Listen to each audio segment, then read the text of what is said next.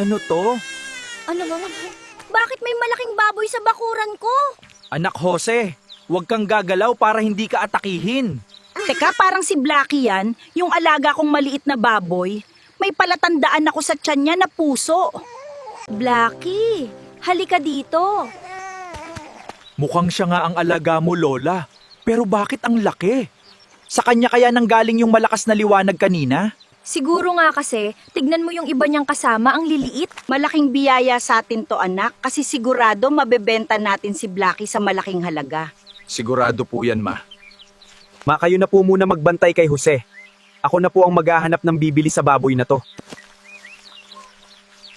Alis na po. Sige anak, mag-ingat ka sa daan ha. Magbi-birthday na si Don Fernando, kailangan natin ng pangregalo sa kanya. Paghatian nyo ng dalawa, dapat matutuwa siya sa ibibigay nyo, ha? Kaso boss, paano yan? Wala pa kaming pera ni Kalbo. Ano? Wala tayong maibibigay. Mapapahiya tayo kay Don Fernando niyan. Boss, tignan mo yun, oh. Aba, akalain mo nga naman, oh. Matutuwa si boss sa atin nito. Sa laki ba naman yan? Tara! Bata, parang bago ka dito sa lugar, ha? At ngayon lang kita nakita dito. Napadaan lang ako, boss. Mas mabilis kasi daan dito. Ganun ba? San mo nga pala balak dalhin yung malaking baboy na dala mo? Ibebenta ko sana sa bayan, ha? Sakto, kailangan namin yan. O eto, ako nabibili dyan para hindi ka na lumayo. 1,000 lang yan, boss. Kulang yan. Anong kulang? Pasalamat ka nga, binigyan ka pa.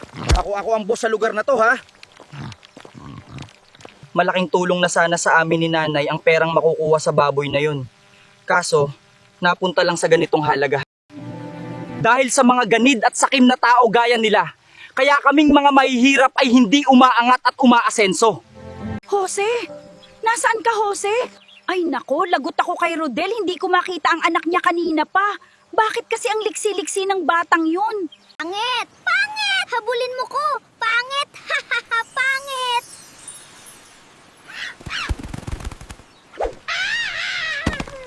Hala, Diyos ko po, Jose. Anong ginagawa mo dyan sa itaas? Teka lang, Jose, dyan ka lang. Hintayin mo ako.